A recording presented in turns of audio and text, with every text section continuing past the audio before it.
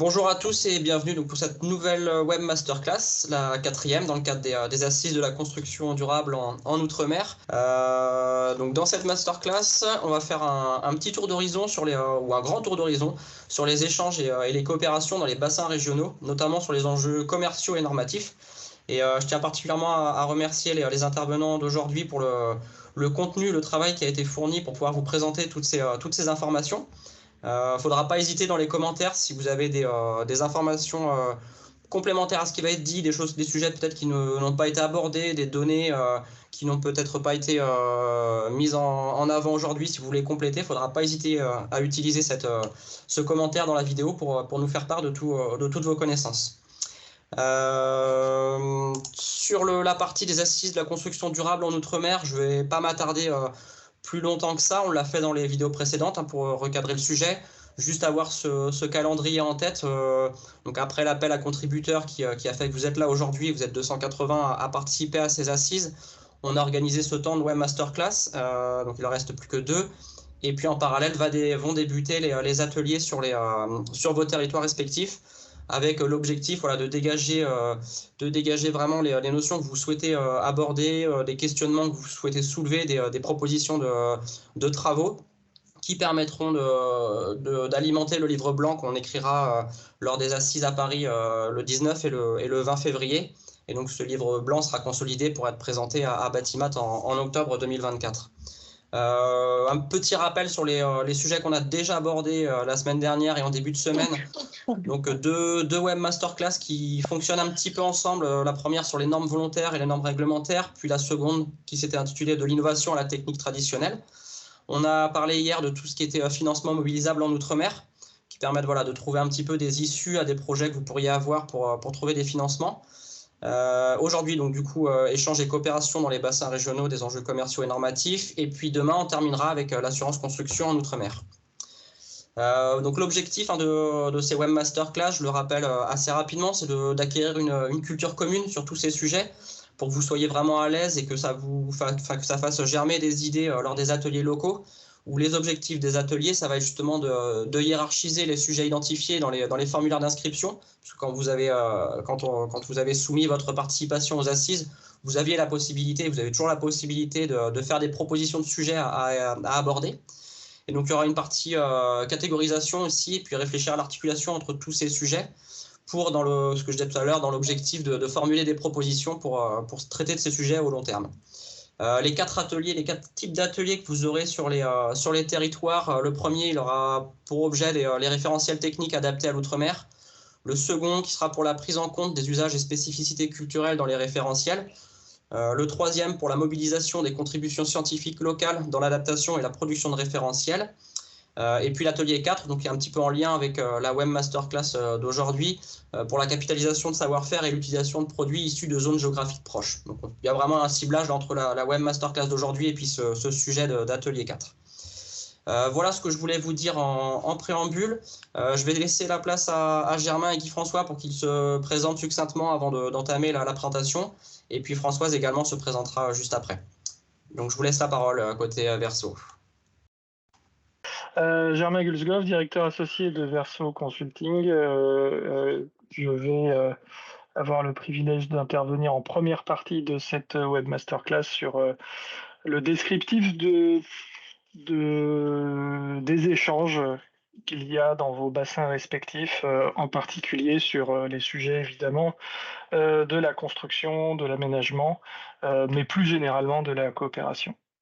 Bonjour à tous, Guy-François Witt, donc consultant au sein du cabinet Verso et consultant stratégie et transformation des Outre-mer. Donc je m'attarderai davantage sur le lien à faire avec les assises, le marquage CE et la nécessité d'une coopération entre bassins régionaux et entre territoires ultramarins. Merci. Et puis Françoise, je te laisse te présenter. Voilà, bonjour, Françoise de Palmas, secrétaire générale de la FEDOM, Fédération des entreprises des Outre-mer, en charge au sein de cette structure d'un certain nombre de dossiers, notamment celui du suivi de la commission BTP Logement de la FEDOM, qui porte les sujets de de financement du logement et d'adaptation normative et réglementaire, et qui, à ce titre, était maître d'ouvrage d'une étude sur la mise en place de cellules locales de validation de conformité, sur lequel on reviendra peut-être, si pas aujourd'hui, mais plus tard dans les ateliers. Voilà, donc étude qui, par ailleurs, a été menée par Verso. Donc tout ça est très cohérent. Merci Françoise. Du coup, je vous propose un petit sommaire pour voir les sujets qui vont être abordés. On en a un petit peu parlé, mais un peu plus en détail. Donc avec une première partie, avec une vue générale des échanges et des flux dans les différents océans, et puis un focus sur les produits de construction dans ces échanges. Une deuxième partie sur les accords commerciaux et les différentes organisations régionales existantes et ce qu'elles peuvent apporter en termes de facilitation dans les échanges. L'objectif de connaître les acteurs et puis la coopération qui peut exister déjà ou qui a développé. Une troisième partie sur la problématique de matériaux hors UE. On parlera de marquage CE, on parlera de la question des normes, donc on a déjà abordé dans les premières Web Masterclass. Et puis on abordera aussi le marquage RUP, région ultra-périphérique. Et puis enfin une quatrième partie vers une structuration d'une coopération entre les territoires ultramarins. Et donc pour cette première partie, je laisse la parole à Germain. Merci Samuel. Eh bien, écoutez, on va rentrer dans le vif du sujet en faisant effectivement cet état des lieux des échanges commerciaux entre vos différents territoires et leur bassin géographique. Et vous allez constater que c'est finalement beaucoup plus compliqué que ça n'y paraît. Pour un premier constat sur lequel qu'on pourra partager ensemble, qui est de la difficulté d'avoir de la visibilité sur la réalité de ces échanges. Alors quand on parle d'échanges, en fait on parle de quoi? La première chose dont on devrait parler et dont on parle souvent pas suffisamment, c'est les flux de personnes. Les flux de personnes, c'est la circulation pour le travail et pas seulement pour le tourisme, ou en tout cas du tourisme d'affaires, qui relève de nos échanges et qui peut être facilité évidemment par les connexions aériennes ou maritimes, et principalement aériennes pour ce qui nous concerne, mais qui peut aussi se heurter à des difficultés type visa, autorisation de séjour, et davantage quand on veut faire venir nos partenaires des pays de la zone, des zones Caraïbes, Pacifique ou Océan Indien, vers nos territoires. Et ça, c'est quelque chose dont on verra que ces problématiques-là peuvent être adressées par les cadres de coopération régionale en particulier, et c'est des vrais leviers pour le développement des échanges. Les échanges commerciaux en tant que tels, ensuite, qu'on va tenter d'observer et de mesurer.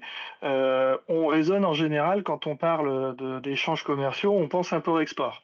Import-export de biens, mais en fait, quand on parle d'échanges commerciaux, il y a des biens, il y a des services, il y a des investissements et il y a des capitaux. Quand on a créé l'Union européenne, on a eu ce principe de créer le marché commun autour de 4 libertés de circulation: les biens, les services, les capitaux et les personnes. Eh bien, dans nos échanges commerciaux, il faudrait, en principe, qu'on puisse observer, pour faire un état des lieux exhaustif, l'ensemble de ces problématiques. Il n'en sera rien, je vous en l'avertis tout de suite, parce que les seules données dont on puisse disposer sont des données concernant les biens, et vous verrez que même ces données concernant les biens sont relativement parcellaires et se heurtent à un certain nombre de difficultés d'ordre technique, statistique ou procéduraux. Les investissements ne sont mesurés qu'entre États à travers un indice qui est l'indice de développement des affaires et les indices des investissements extérieurs.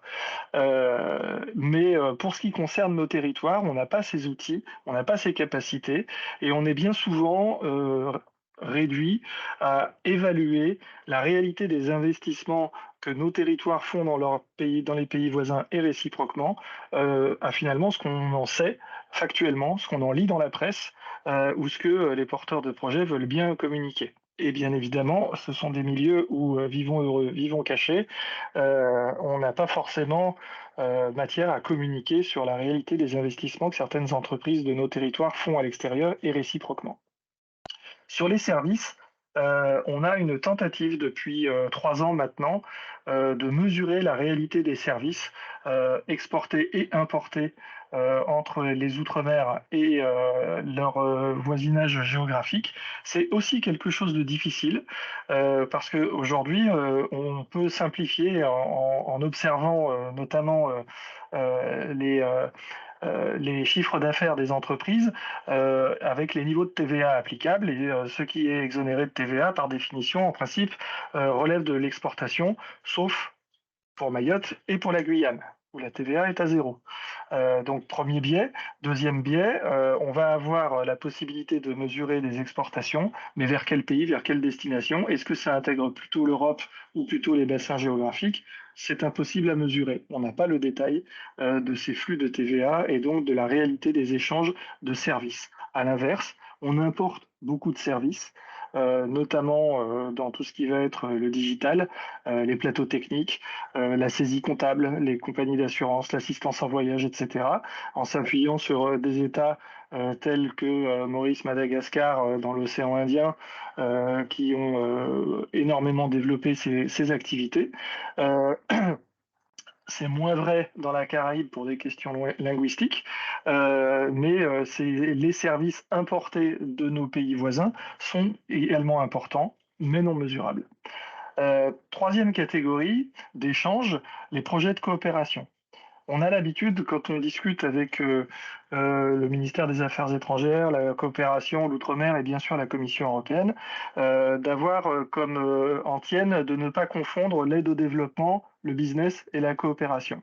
Les échanges commerciaux et la coopération sont deux choses bien différentes et la coopération économique peut parfois être à la frontière des échanges commerciaux, d'autant plus quand elle va impliquer des acteurs qui, grâce à leurs actions de coopération, vont pouvoir générer justement des échanges économiques. Et c'est le but de certains outils qu'on développe et sur lesquels on reviendra en deuxième partie de propos avec les outils de financement.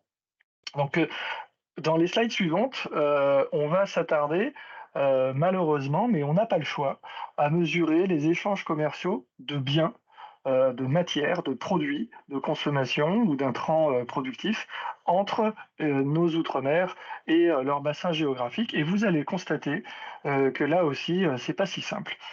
Si tu veux bien, Samuel, passer à la suivante. Merci.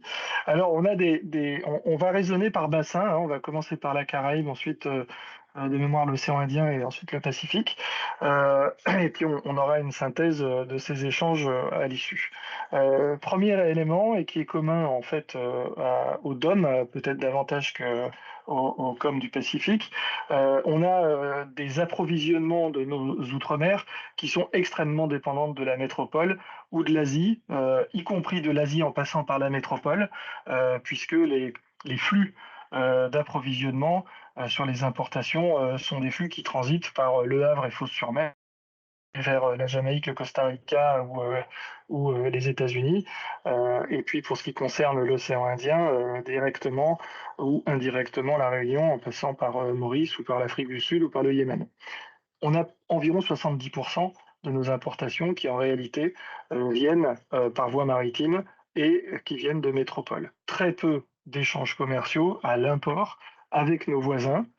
Vous le voyez dans la Caraïbe, pour chacun des DOM, ça représente 1 à 3% des importations totales.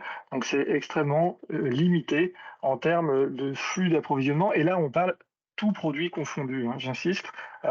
Quand on parle d'importation, il faut que vous considériez que ça correspond à un peu plus de 55 000 références différentes de produits qui sont dans la nomenclature concernée par les suivis statistiques des échanges. Des volumes, par contre, d'exportation vers la Caraïbe, depuis Guadeloupe, Martinique et Guyane, un peu plus élevés, assez élevés, on pourrait le dire. Alors tout ça est à relativiser, à nuancer, mais comparativement aux autres territoires, c'est vrai que c'est assez élevé, avec notamment un tiers des exportations qui vont vers les Caraïbes. Encore faut-il se poser la question de la nature de ces exportations, de quoi il s'agit.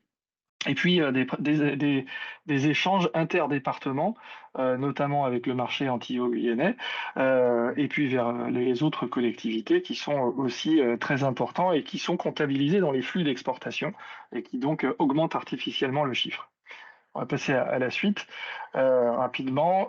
Si on fait ce détail, vous voyez que ce qui est intéressant, c'est les alinéas qui sont en bas de votre écran en particulier, au-delà des destinations des exportations. Vous voyez qu'on va trouver des produits pétroliers, du matériel de transport. On va trouver un peu d'agroalimentaire quand même. Pour la Guyane, on a de la construction aéronautique et spatiale. Alors on s'est gratté la tête avec Guy François en disant mais qu'est-ce que c'est que ça? Airbus n'a pas encore ouvert d'usine en Guyane. C'est que quand on lance un satellite, c'est une exportation.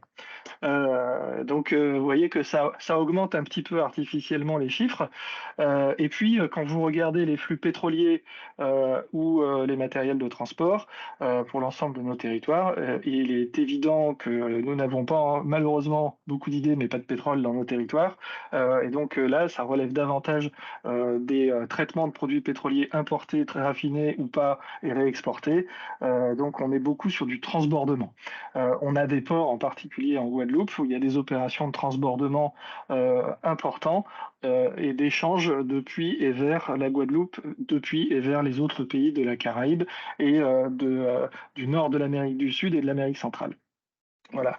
Donc, vous voyez qu'il faut relativiser le sens de ces exportations. C'est quand même quelques centaines de millions d'euros.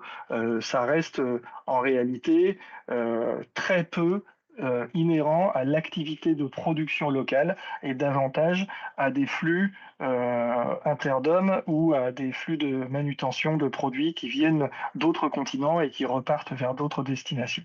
Mais ça fait vivre les ports et ça participe de la compétitivité économique et de la balance commerciale de ces territoires. On va continuer à regarder aussi nos DFA en se disant finalement quelle place occupent les produits de construction dans tout ça. Là aussi, c'est difficile parce que on va avoir cette fois-ci des données qui sont pas détaillées par pays. Alors là, vous voyez, on se heurte de nouveau à ces questions statistiques. Parfois, on a des données détaillées en produits, mais pas en pays. Parfois, on a des données par pays, mais pas par produit. Et donc, ça limite évidemment la capacité d'analyse. Vous rajoutez à cela, et c'est vrai pour l'ensemble de nos territoires, le sacro-saint secret statistique douanier.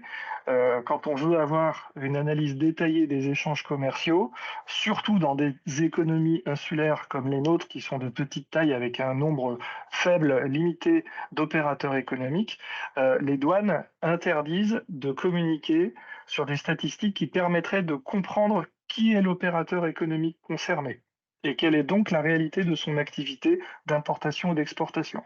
Dans ce cas-là, les douanes soit refusent de communiquer les chiffres, soit globalisent avec d'autres catégories de produits, ce qui dilue la capacité d'analyse et limite évidemment notre capacité à valoriser, à évaluer. Vous voyez ici, par conséquent, DFA, Département français d'Amérique. Pardon pour l'abréviation. Donc vous voyez que moins de 1% de produits de construction en importation. Sur l'ensemble des importations, on importe de très gros volumes de produits. Donc même si dans les matériaux de construction, que ce soit tout ce qui va concerner le clinker, par exemple, ou les produits de carrière ou les produits de la métallurgie, ce sont des volumes importants, ce sont des valeurs importantes, mais finalement, au prorata de l'ensemble des importations, c'est limité. Et puis les exportations, vous voyez, c'est epsilonesque, c'est même négligeable, un peu de transbordement, et je vois qu'il y a quelqu'un qui formule des commentaires, mais peut-être on pourra, Samuel, revenir dessus dans quelques minutes. Voilà pour les DFA. Et voilà, un peu en détail quand même pour toujours donc les départements français d'Amérique. Vous avez ici des détails sur la typologie des exportations des produits de construction, toutes destinations confondues. Attention, on voit des proportions qui semblent élevées, 50%, 8%. Oui, ok, mais quand on importe 97 millions, c'est très peu. Quand on importe 63 millions, c'est très peu. Donc, on est là sur des volumes qui sont extrêmement réduits et ça n'intègre pas forcément certains éléments, je pense en particulier au béton ici, sur des volumes qui peuvent être supérieurs en valeur. Sur les exportations, là aussi, très peu de volume sur la slide suivante. Je ne sais pas si vous... Voilà, ça est passé pour moi. 2 millions d'euros en Guadeloupe d'exportation, toutes destinations confondues. Ce qu'on importe en matériaux de construction est destiné au marché local principalement. Il y a un petit peu de circulation de produits, vraisemblablement davantage en interdom. Faut pas perdre de vue, pour ceux qui connaissent le sujet, qu'il y a un petit peu de concurrence octroi de mer entre les départements et que parfois il est préférable d'importer en Guadeloupe et de réexporter en Martinique que l'inverse, ou pour la Guyane. Ce sont des choses qui s'harmonisent progressivement, mais c'est pas fini. Et puis il y a des flux de toute façon préexistants et entre guillemets des habitudes des opérateurs économiques. Mais vous voyez que la Guyane, par exemple, exporte extrêmement peu de produits et on intégrera progressivement dans les matériaux de construction exportés de Guyane, j'espère, les bois tropicaux qui seront exportés vers l'Europe et les briques de terre compressée qui font l'objet de projets de développement et qui pourront contribuer à l'augmentation de ces statistiques. Mais si on regarde, si on demande aux douanes, et c'est là la limite de nos exercices aussi, si on demande aux douanes de nous faire des extractions sur les catégories correspondant aux produits de construction tels que les douaniers, la nomenclature douanière les interprètent, vous voyez qu'on a des montants et des volumes extrêmement réduits. On va passer à l'océan Indien. J'allais dire c'est encore pire. L'océan Indien a une configuration un petit peu différente en termes de distance entre les îles de l'archipel des Mascareignes en termes de volumétrie de marché. Pourtant, on a évidemment un partenaire important qui est Madagascar, qui représente plus de 20 millions d'habitants. Pour autant, on a des échanges commerciaux, comme dans la Caraïbe, qui sont confrontés aussi à des cadres normatifs différents, ça j'y reviendrai dans un instant, mais aussi à une solvabilité, à une capacité de s'approvisionner et de nouer des partenariats économiques avec nos territoires qui sont extrêmement limités. De la même manière que la Caraïbe, les importations de l'océan Indien sont essentiellement originaires de métropoles et d'Asie, avec une particularité, c'est que le flux Asie peut arriver directement. Pour ce qui concerne les exportations non négligeables entre les territoires d'abord, puisque les relations entre Réunion et Mayotte sont aussi très fortes, les flux d'approvisionnement, sachant que ce qui transite par la Réunion part vers Mayotte. Il y a très peu d'approvisionnement direct de Mayotte, donc il y a aussi des rationalisations à faire dans le suivi statistique de ces exportations pour ne pas compter deux fois la même chose. Mais on a quand même quelques liens qui se sont noués, et notamment sur les produits de la cimenterie, avec des investissements mauriciens à Madagascar qui réexportent ensuite leur production vers la Réunion, par exemple. Et la présence d'enseignes de la même manière que dans la Caraïbe et dans le Pacifique, de grandes enseignes, de grands groupes internationaux, notamment de la construction, qui sont présents sur l'ensemble des territoires. Pour autant, ce qu'on observe, c'est qu'ils s'approvisionnent et que selon des flux, entre guillemets, en silo, et qu'ils ne gèrent pas les espaces régionaux justement comme des régions homogènes, Vous avez des entreprises, par exemple, je les citerai pas, mais dont les filiales ultramarines dépendent de la direction internationale ou de la direction France, tandis que les filiales des îles voisines dépendront pour les uns de la direction Afrique ou de la direction Asie, pour les autres de la direction Amérique. Ces directions-là, évidemment, ne se parlant pas beaucoup au niveau du siège. Si on regarde maintenant un peu plus dans le détail, comme tout à l'heure, les flux, les échanges de l'océan Indien, on voit que pour la Réunion, les principaux produits exportés sont constitués du rhum, du sucre et de la pêche, donc de l'agroalimentaire. Vous ne voyez pas, comme on le voyait tout à l'heure pour la Caraïbe, des produits pétroliers, par exemple. On n'est pas exportateur net de produits pétroliers à Mayotte. Ça c'est à La Réunion, pardon. Ce qui fait que dans les statistiques, on ne voyait pas, par exemple, la banane et le rhum aux Antilles parce que au prorata des valeurs, c'est évidemment très faible par rapport aux produits pétroliers en particulier. Et puis pour Mayotte, par contre, des produits pétroliers, mais qui sont raffinés et qui viennent en transbordement avant de repartir notamment vers les Comores ou vers Madagascar, voire d'autres territoires. Sur ces exportations, mais ça reste extrêmement limité, vous voyez, 11 millions. Et en réalité, une partie de ces produits, pour tout vous dire, part vers les îles Éparses, donc à destination de la défense nationale en particulier.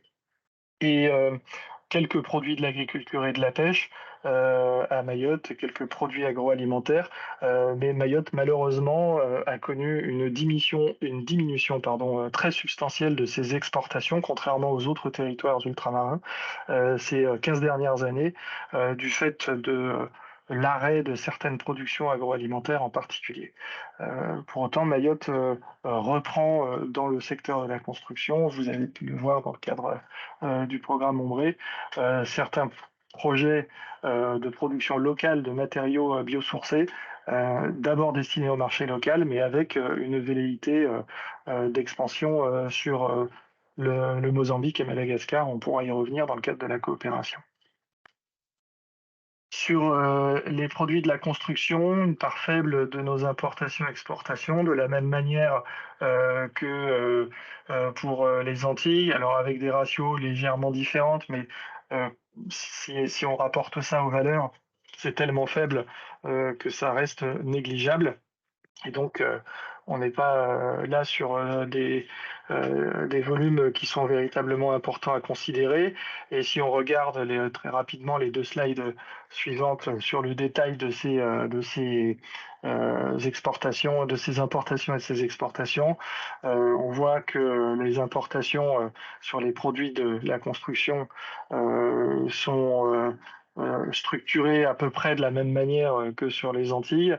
On voit les constructions préfabriquées qui augmentent de manière relativement importante ces dernières années sur le territoire de la Réunion en particulier, et du coup par extension également vers Mayotte.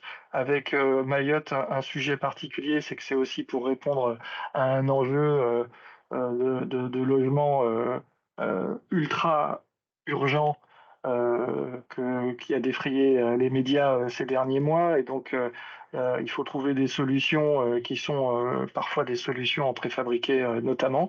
Mais les constructions préfabriquées ou en modulaire commencent à émerger, et on a des éléments qui arrivent depuis maintenant une quinzaine d'années et dont la valeur augmente progressivement sur ces territoires. Au niveau des exportations, on voit qu'on a des parties de construction essentiellement qui ont été produits alors par le tissu industriel local et qui peuvent faire l'objet de réexportation.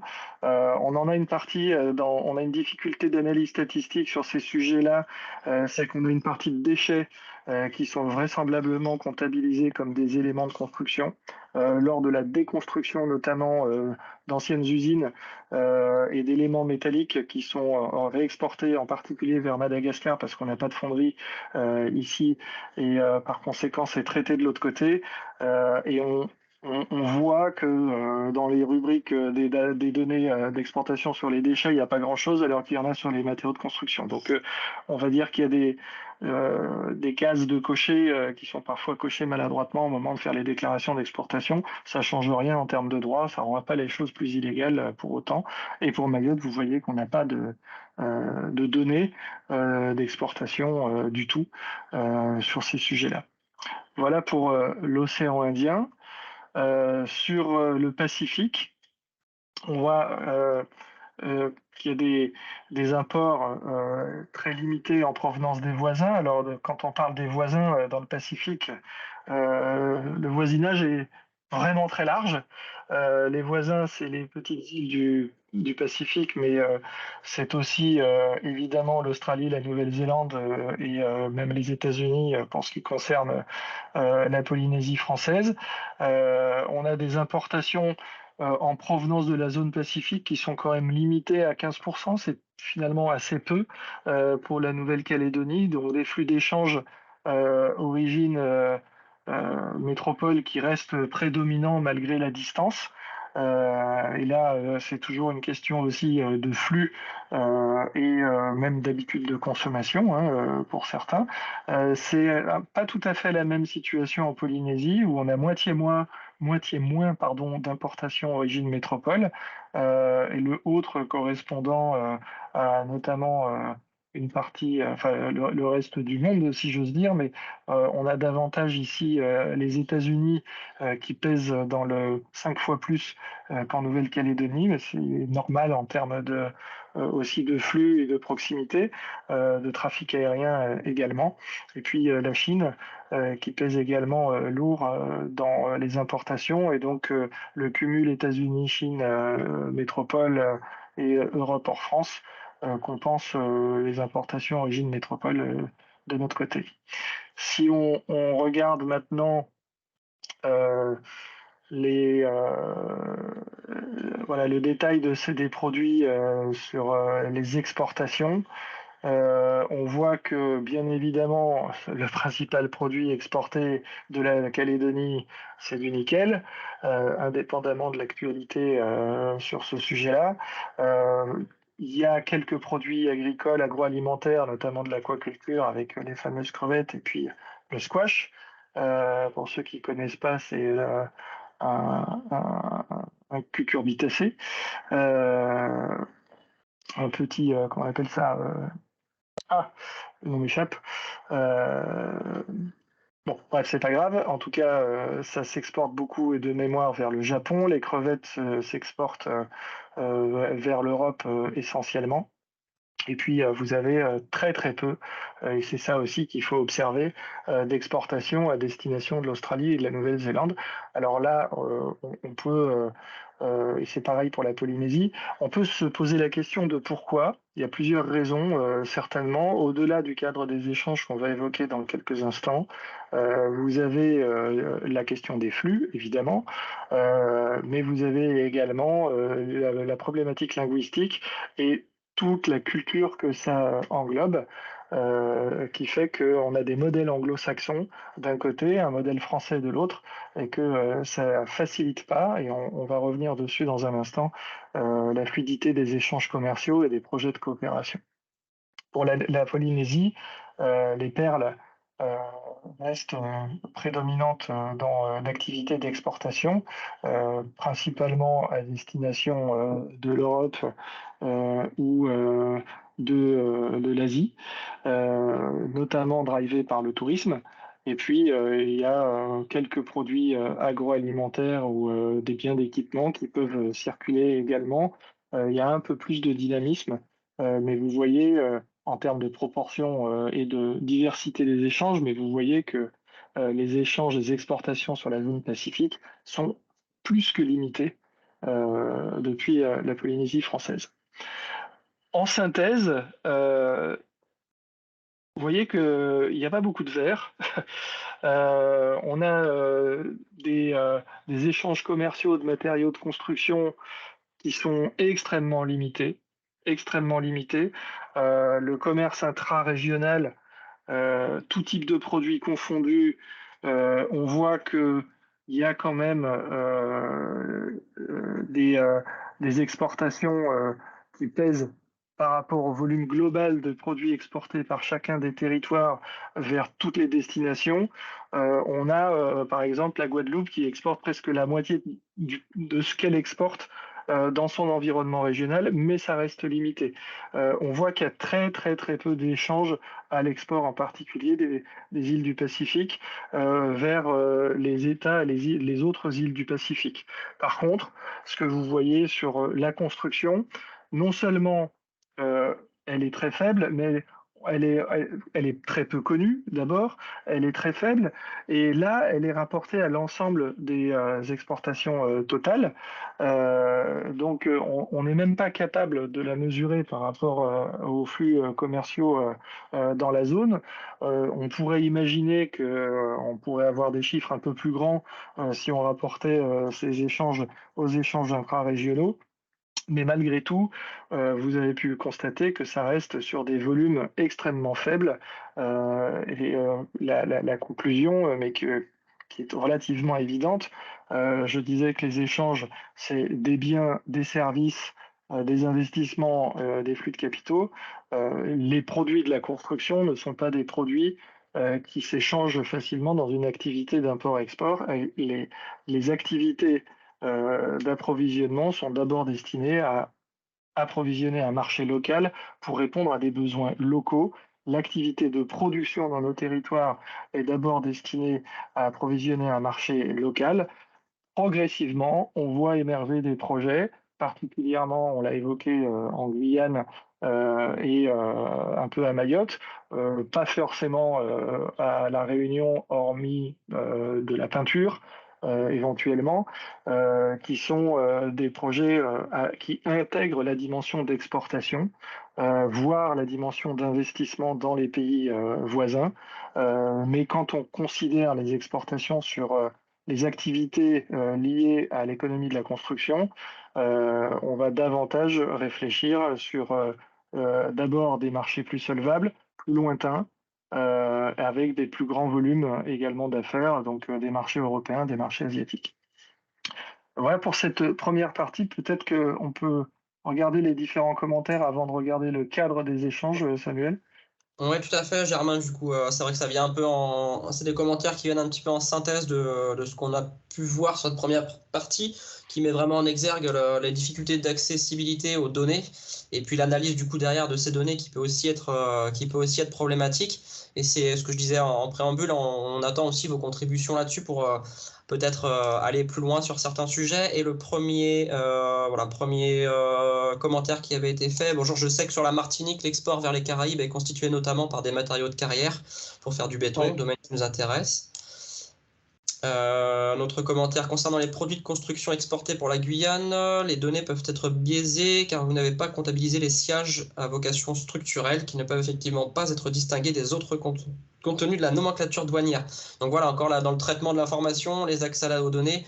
Donc c'est un vrai sujet qu'il faudra garder en tête dans les ateliers locaux aussi. Qu'est-ce que concrètement on peut faire pour améliorer l'accès à ces données, apporter des informations par d'autres biais que les données qu'on peut avoir. Un autre commentaire, c'est vrai, on ne voit pas de ligne sur des matériaux de construction. Sur Tahiti, il n'y a pas les mêmes contraintes normatives européennes, me semble-t-il, que pour les Antilles, Guyane, Réunion. Est-ce que du coup tu veux réagir par rapport à l'un de ces commentaires, Germain ? Écoute, alors malheureusement, nos interlocuteurs ont raison au sens où, oui, on n'a pas toutes les données, il y a des biais statistiques, les données que vous avez ont été produites à partir d'extraction des sources douanières officielles. On a croisé ça aussi avec des analyses type rapport IODOM ou IOM ou des données de TradeSoc, qui est un site de l'Organisation mondiale du commerce qui synthétise. Mais le problème, effectivement, c'est qu'on agrège et que c'est très difficile d'aller dans le détail. Et je pense au sillage, mais c'est vrai pour d'autres activités, y compris aux matériaux de carrière. C'est très difficile d'interroger ces bases-là par produit et par destination. Donc oui, on a cette limite de l'exercice et d'avoir la bonne visibilité pour produire produire une analyse qui sera, on va dire, sinon exhaustive, au moins pertinente. Ce qu'on peut se dire malgré tout, c'est que ces chiffres-là, il faut les considérer comme des trajectoires, comme des tendances, davantage que comme des vérités absolues à la virgule, et de retenir finalement la faiblesse de nos échanges et d'essayer de comprendre pour quelles raisons elle est faible, d'où ça vient. Est-ce que ça vient de nos capacités de production? Est-ce que ça vient des marchés accessibles ou cibles? Et est-ce que ça progresse ou est-ce que ça régresse? C'est plutôt, si on doit orienter nos réflexions ultérieures, pour justifier aussi que les douanes ou d'autres interlocuteurs nous communiquent des données, ça peut être un angle d'attaque dans la réflexion. Guy-François, tu voulais compléter? Oui, en réponse au commentaire de Madame Jean-Baptiste, les tableaux que vous avez vus récapitulatifs avec la répartition des pourcentages importation, exportation par produit de construction, finalement, ces pourcentages ne donnent pas 100%. On a simplement le top 4, ce qui fait que tout ce qui est autre matériel de construction qui n'est pas dans ce top 4-là n'a pas apparu à l'écran. Donc, tout ce qui est tuiles, carreaux,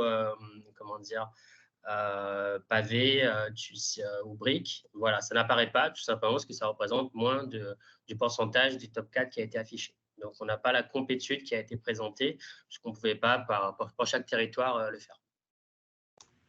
Ok, merci pour les précisions. Juste pour terminer, puis passer à la deuxième partie, on prendra toutes les questions dans la deuxième partie, histoire de dérouler la présentation. Voilà, juste il y a une question un petit peu en parallèle, non moins importante, sur ces imports-exports. De deux commentaires, on va dire le premier qui est l'adaptation des normes régionales et les engagements de décarbonation des transports ne va-t-elle pas modifier les données dans l'avenir proche? Donc un premier point. Et puis pour l'exemple de la Guyane et notamment des bois qui ont été cités, le marché local en Guyane n'étant pas saturé et de loin, l'exportation de bois et de terres crues ne me semble pas pertinente d'un point de vue environnemental. Donc oui, forcément, ce sont des vraies données qui sont à prendre en compte. On en parle quand on parle de passer de l'innovation traditionnelle déjà pour ces matériaux en propre sur nos locaux avant de pouvoir parler d'exportation. Là, le sujet d'aujourd'hui, c'est l'import-export et les échanges entre les territoires. Donc c'est fondamental, forcément, ces sujets-là, on y reviendra. On passe du coup à la deuxième partie sur le sujet des accords commerciaux et les cadres de coopération. Oui, alors ça fait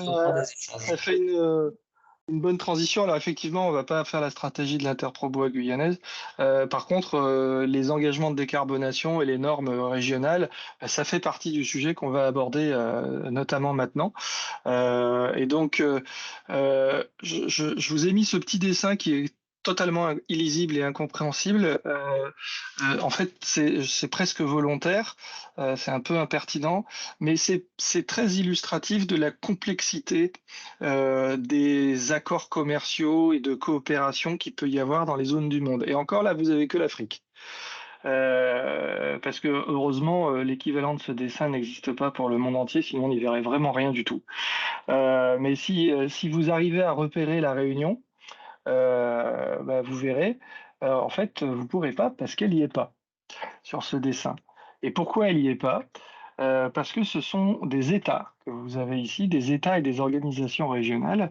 Et vous avez en bas à droite, je ne sais pas si tu arriveras avec la souris, Samuel, à les localiser, vous avez Mauritius, Madagascar, Comores, Seychelles, les voisins immédiats de la Réunion, qui sont liés à part des accords commerciaux avec l'ensemble des pays et organisations de l'Union africaine et des différents marchés.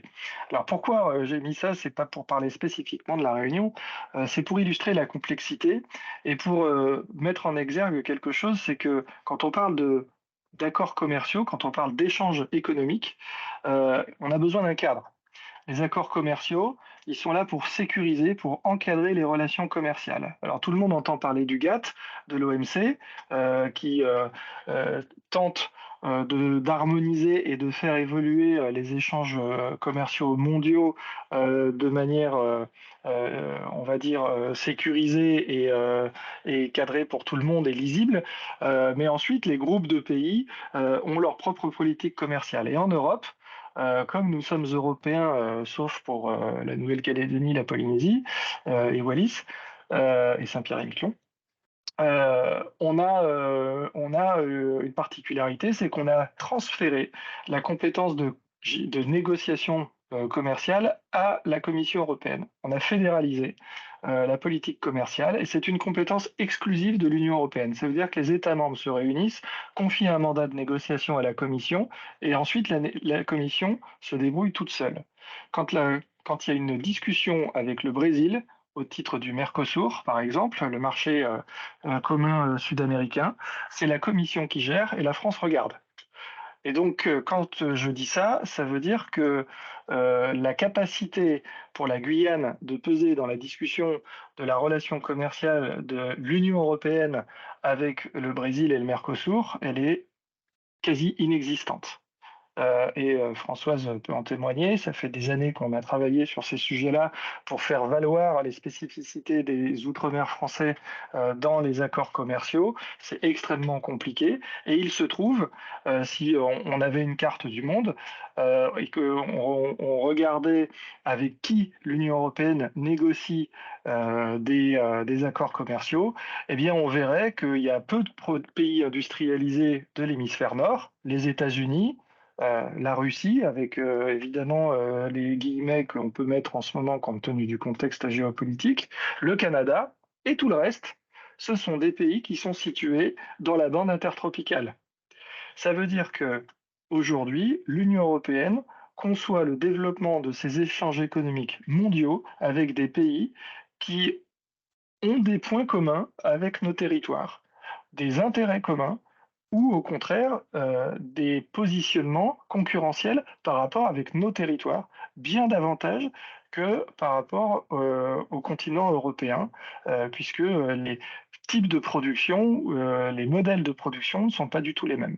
C'est très important parce que ça veut dire, en général, on le vit plutôt comme une problématique et une contrainte, mais dans le cadre qui nous occupe de la construction durable, ça peut aussi être un avantage de pouvoir valoriser l'expertise, le cadre normatif notamment,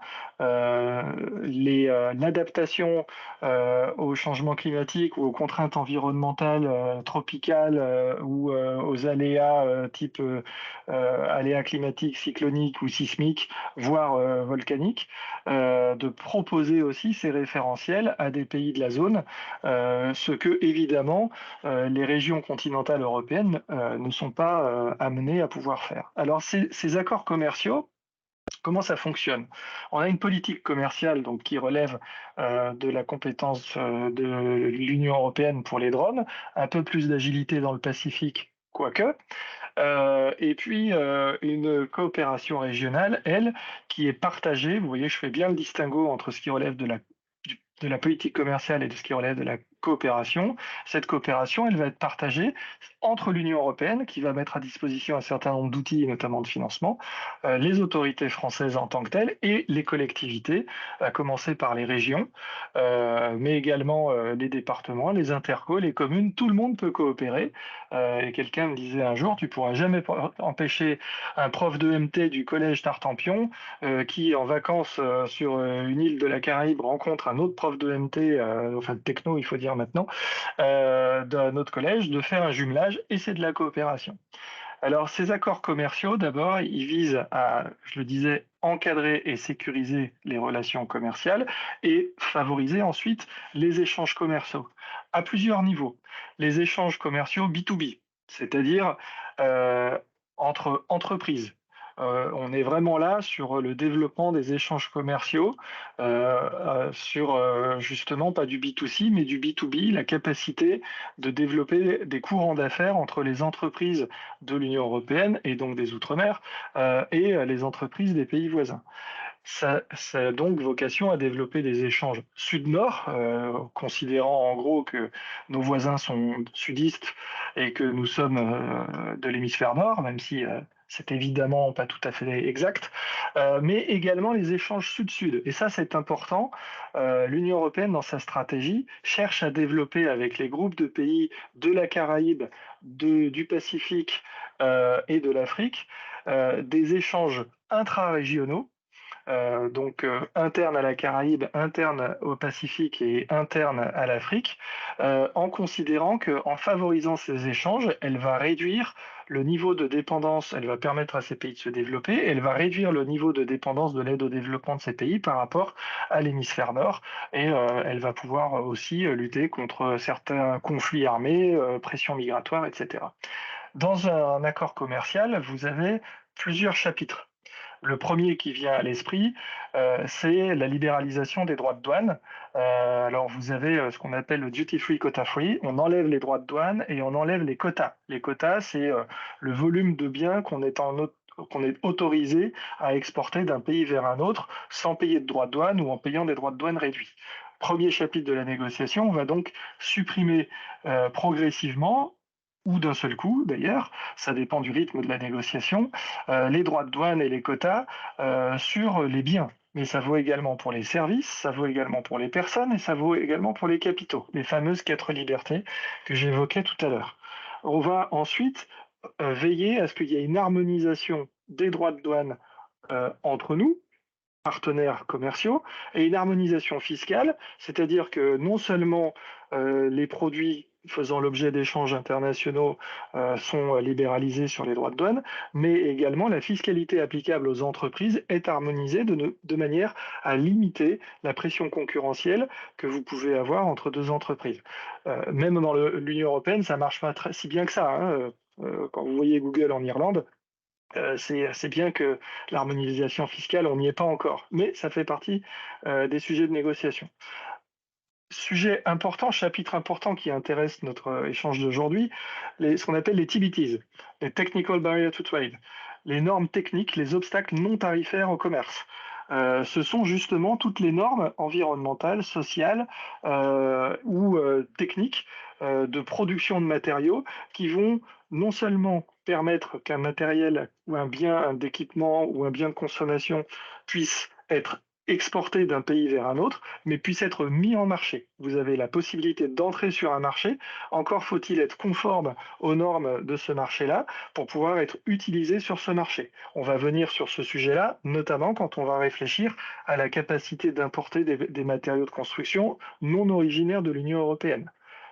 C'est dans ce type de chapitre qu'il faut aussi intégrer cette problématique-là.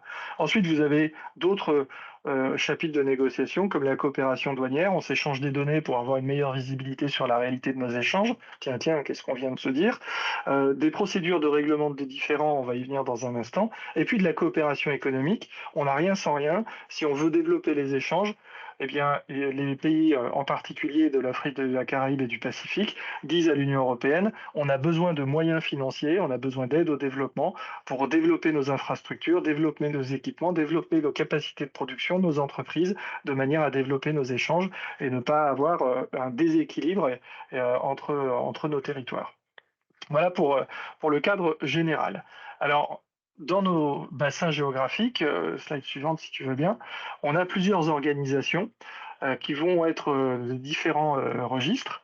Les organisations régionales de coopération ou des organisations régionales de développement des échanges commerciaux, de gestion des espaces commerciaux.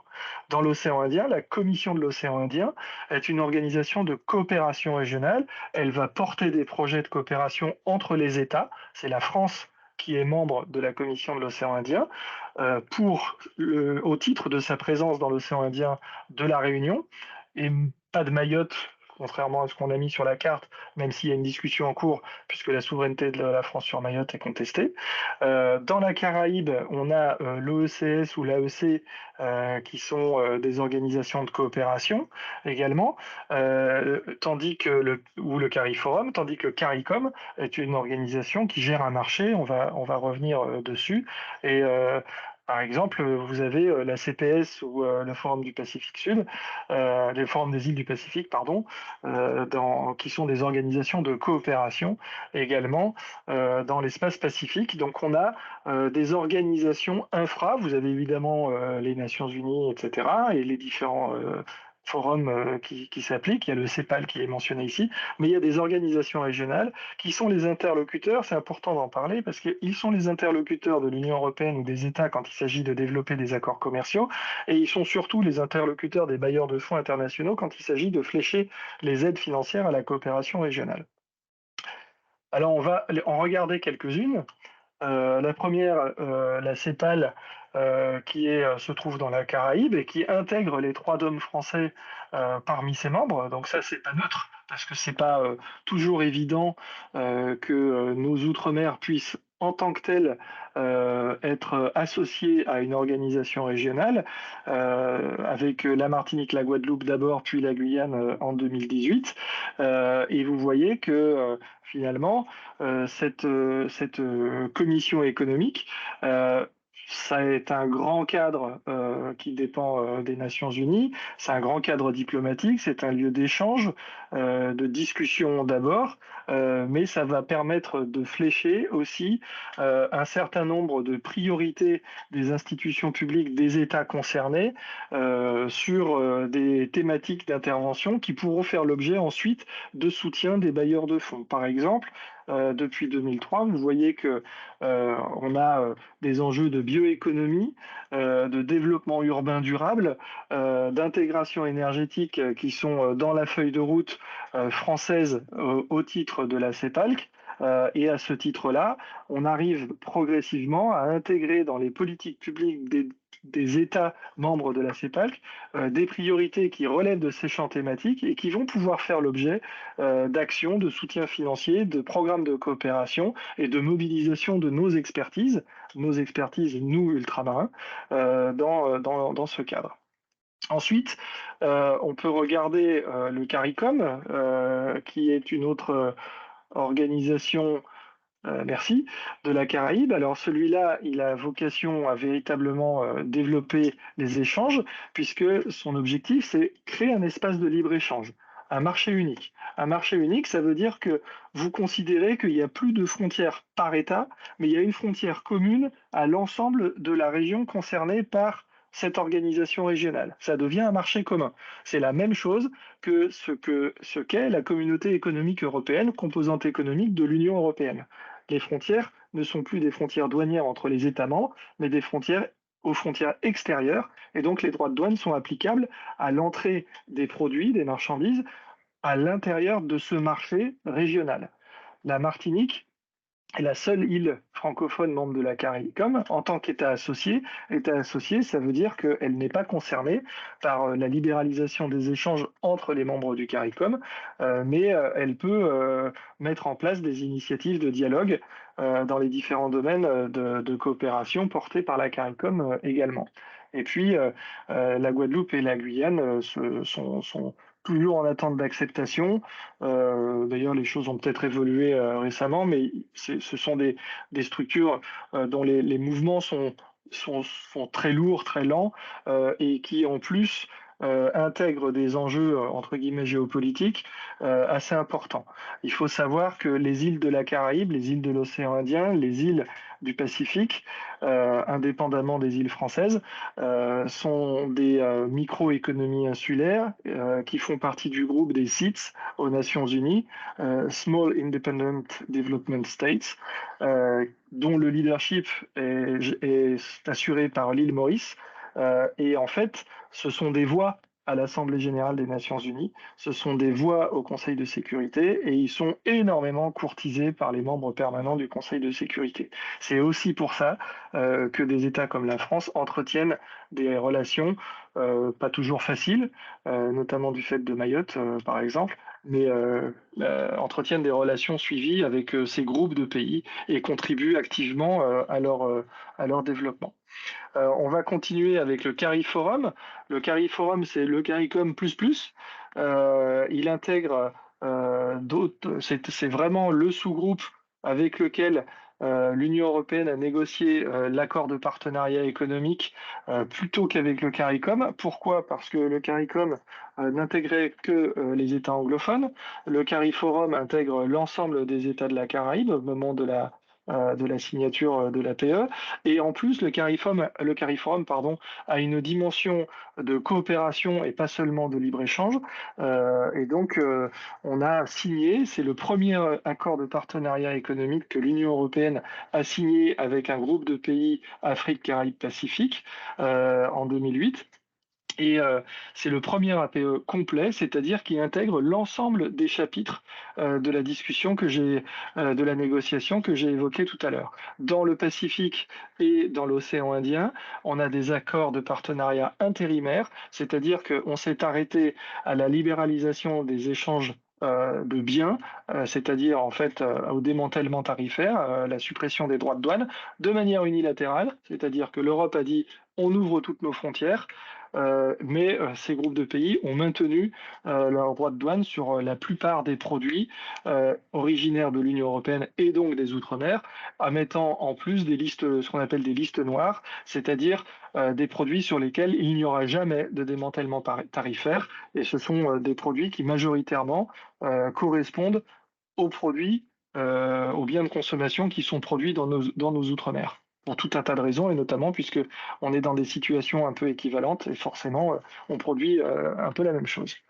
Dans un autre espace, la COI dans l'océan Indien, j'en ai parlé tout à l'heure, organisation de coopération économique avec les Comores, la France, Madagascar, Maurice, les Seychelles, ce qu'on appelle le CMMS, et c'est ce groupe de pays justement qui a signé un accord intérimaire au départ avec l'Union européenne, avec l'île Maurice qui utilisait clairement la COI comme outil de négociation en réunissant quoi en fait? Pas seulement les îles de l'océan Indien, en réunissant les territoires francophones de l'océan Indien et de l'Afrique de l'Est, puisque les autres pays que vous avez concernés, le Mozambique, le Botswana, la Namibie, etc., sont des pays anglophones ou lusophones, et avec une capacité, on va dire, d'intégration régionale plus limitée.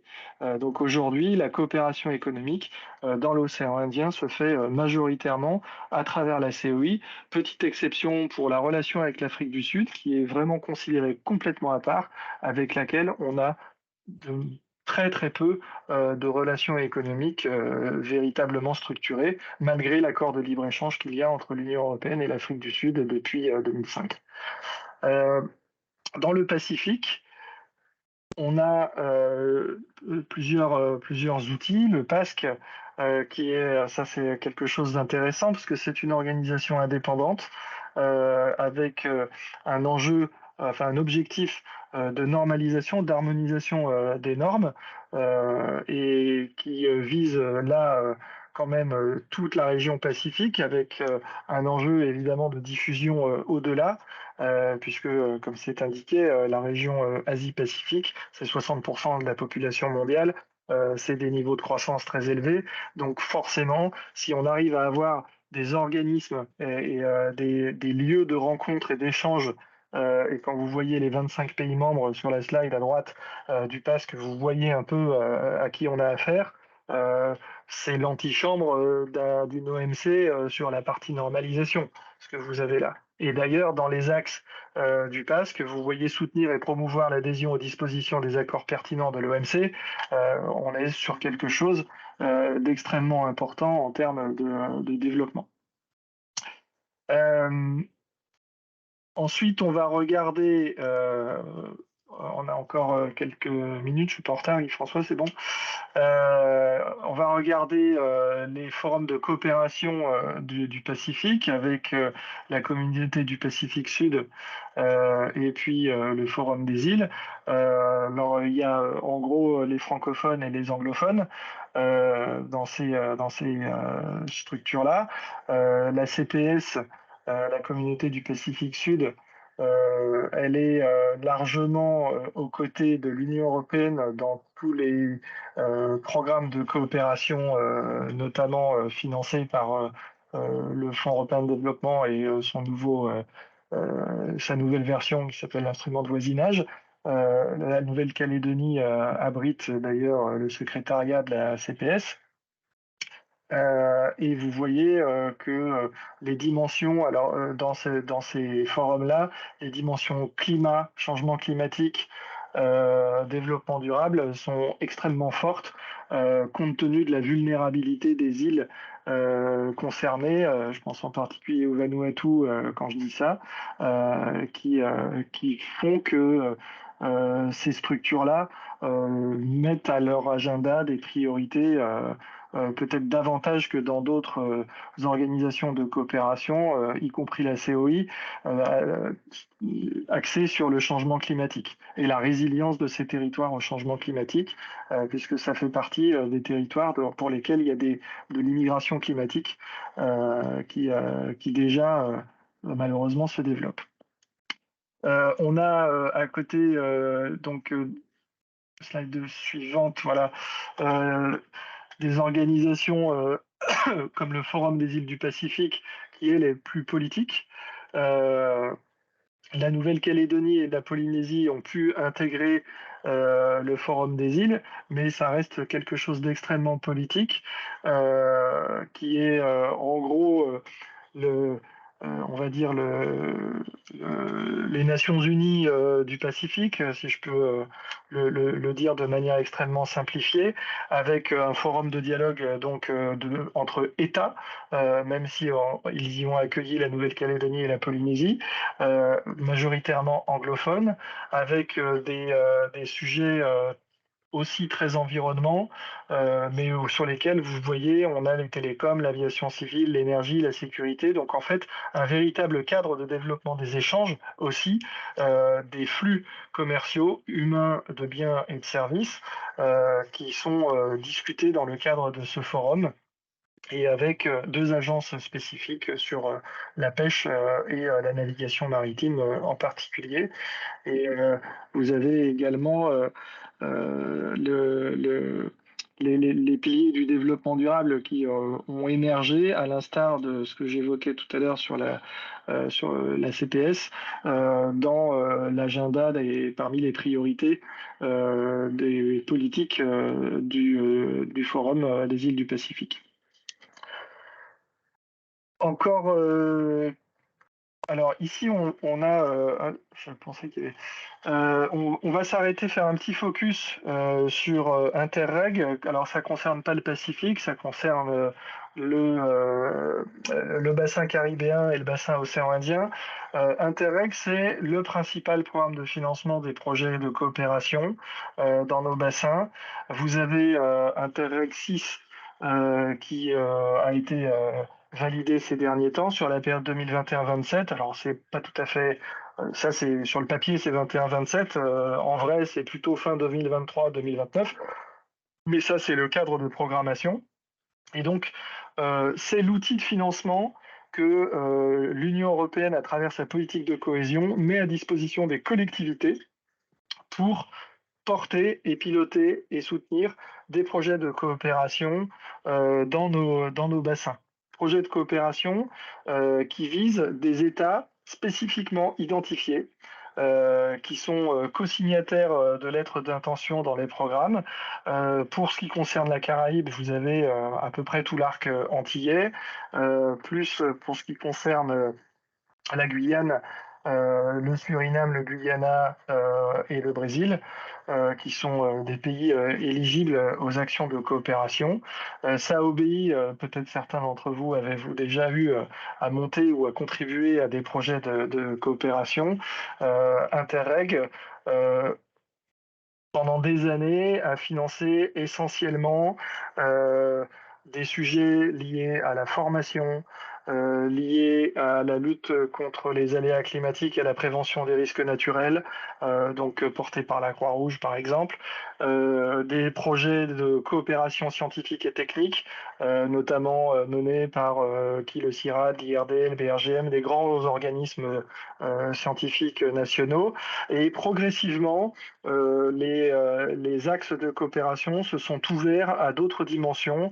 Vous avez ici les axes du programme Interreg Caraïbes avec la santé et un gros enjeu de santé publique et de valorisation des équipements de santé, notamment de Guadeloupe, de Martinique, mais ça vaut également pour la Guyane par rapport à leurs voisins. pour la Guyane dans des considérations un petit peu différentes. Mais l'idée d'avoir le développement aussi d'un réseau caribéen de gestion de la santé, notamment pour soit des populations des pays comme Haïti fortement impactées par des crises géopolitiques ou naturelles, soit complètement à l'opposé pour les croisiéristes qui, lors des croisières dans la Caraïbe, se retrouvent avec un pépin de santé important et finalement sont pris en charge par les équipements de santé français parce que les normes qui y règnent sont supérieures. Donc vous avez les deux extrêmes. Ensuite, l'environnement naturel d'abord et principalement, auquel il faut adosser les risques naturels. Tout ce qui va concerner le développement des énergies renouvelables à travers, alors là il faut le prendre d'ailleurs, énergie renouvelable et maîtrise de la consommation énergétique, avec beaucoup de transferts de compétences. Pas seulement des échanges. Là, on est plutôt sur des projets à potentiel humain. Et justement, capital humain, emploi, innovation, toujours ces sujets de valorisation des compétences métiers respectives. Dans nos territoires, ça va être des compétences expertise scientifiques, techniques, ingénierie. Dans les territoires voisins, ça va être notamment des professions liées au métier du tourisme, par exemple. Et on développe à travers le programme Interreg, on va pouvoir développer ce type de partenariat. Ensuite, on a ici deux illustrations de ce que Interreg a financé qui peuvent nous intéresser. Le TK sur un réseau porté par la CCI Martinique pour accompagner les entreprises à l'export. Donc ça, c'est quelque chose qui est d'ailleurs en cours de renouvellement et qui va permettre en fait de faire de la veille d'information, de faire remonter des données statistiques, des données risques pays. Ça, c'est très important au moment de développer des échanges, d'avoir aussi la capacité d'envoyer des volontaires internationaux à l'étranger. Le TK s'appuie sur la Team France Export, pour ceux qui connaissent. Et donc, ça permet justement de financer aussi des missions de prospection des entreprises qui souhaitent limiter le risque et qui souhaitent aller voir le potentiel de développement commercial qu'il peut y avoir dans les îles autour. Et puis quelque chose qui est très intéressant, je parlais tout à l'heure du règlement des différends. Quand vous avez des visions des environnements, des affaires qui sont différentes parce que pour ce qui concerne la Caraïbe, elles relèvent d'un modèle anglo-saxon, voire hispanophone ou français, et pour ce qui concerne l'océan Indien ou le Pacifique, d'un modèle français ou d'un modèle anglo-saxon. La manière de faire du business n'est pas la même. Je prends un exemple, pour ce qui concerne la Jamaïque ou pour ce qui concerne l'île Maurice, la Cour de cassation, elle est à Londres, parce que ça fait partie du Commonwealth. Et donc, quand vous avez des gros conflits, des gros contentieux, bien vous vous heurtez à des problématiques de droit, de capacité à mobiliser des avocats qui vont être experts des modèles juridiques complètement différents. Et donc, l'OADAC, en l'occurrence, est un organisme qui a été initié dans la Caraïbe. Il y a un équivalent en Afrique de l'Ouest. Il y en a un qui est en train d'émerger dans l'océan Indien. Je ne sais pas ce qu'il en est, honnêtement, pour le Pacifique, mais qui est un organisme de règlement des différends, c'est-à-dire avant d'aller au contentieux, on met en place des institutions de médiation composées de professionnels du droit des différents pays et régions concernées, tout modèle confondu, toute langue confondue, pour permettre justement non pas d'harmoniser, mais de mieux connaître les modèles juridiques des uns et des autres, d'identifier des interlocuteurs au moment où on peut rentrer en conflit et d'avoir un médiateur pour éventuellement prévenir des contentieux. C'est particulièrement vrai quand vous avez des problématiques contractuelles, quand vous avez des investissements et que vous avez par exemple assigné un investissement de joint venture avec une entreprise d'un pays de la zone, mais que celle-ci a tout son cadre contractuel en anglais que vous ne maîtrisez pas et il faut faire attention aux petites lignes si on veut pouvoir conserver ses parts. Donc l'OADAC est quelque chose d'assez intéressant à regarder. Enfin, Si on veut regarder encore un peu Interreg avant de conclure sur les autres outils de financement, sur les autres bassins, alors dans l'océan Indien, on a un petit peu la même chose en termes également de priorité, peut-être plus axé recherche et innovation. Le développement des échanges économiques, ça reste assez compliqué parce qu'il y a ce qui est écrit sur le papier, puis il y a dans la pratique ce qu'en font notamment les services instructeurs. Faire des projets de coopération économique, c'est vrai pour tous les outils de financement, les services instructeurs sont assez vigilants en général parce qu'ils craignent beaucoup on fasse vraiment du business avec de l'argent public. Donc il faut bien identifier les modalités de ces projets. J'attire votre attention là-dessus. Les règles d'éligibilité des dépenses, notamment, sont assez strictes. Ensuite, vous avez des priorités, à l'instar de ce qu'on a cité dans la Caraïbe, sur l'adaptation au changement climatique, sur le patrimoine naturel, la biodiversité en général, connaissance, gestion, protection, valorisation de la biodiversité, et sur la formation. Et notamment la formation, il y a beaucoup de projets dans l'océan Indien depuis plusieurs générations de programmes sur des échanges de bonnes pratiques, et justement en matière de gestion des déchets du BTP, en matière d'utilisation de normes de construction résistantes aux aléas cycloniques ou sismiques, etc., etc., avec des transferts de savoir-faire, notamment depuis la Réunion vers Madagascar, par exemple, à travers les chambres des métiers. C'est souvent porté par des organismes intermédiaires type chambre des métiers ou fédération professionnelle, ces projets-là. Voilà pour ce qui concerne Interreg, qui est vraiment le principal outil de financement, mais pas que. Vous en avez plein que vous pouvez mobiliser, dont vous pouvez avoir connaissance. Le pendant d'Interreg dans les pays voisins, vous pouvez pas utiliser les fonds Interreg dans vos pays voisins. Il faut faire des montages un peu plus compliqués. Par contre, l'Europe finance aussi le développement des pays voisins avec l'ancien Fonds européen de développement qui est devenu un truc encore plus compliqué, le NDC, l'instrument européen pour le voisinage, le développement et la coopération internationale. Donc, on a fusionné plein de fonds de coopération et on les a appelés le NDC. Plus personne comprend ce que ça veut dire, du coup. Mais c'est le financement de la coopération européenne dans les pays tiers voisins des Outre-mer. C'est ça qu'il faut retenir. Ça fait l'objet de programmation fléchée thématiquement. Les interlocuteurs sont les États et les groupes de pays, donc la COI, le CARIFORUM par exemple, et la CPS sont des bénéficiaires de ce fonds qu'ils utilisent ensuite pour financer des actions qui feront elles-mêmes l'objet de marchés publics ou de conventionnement avec différents organismes. Ensuite, vous avez les coopérations bilatérales. Le premier qui nous concerne, c'est l'Agence française de développement.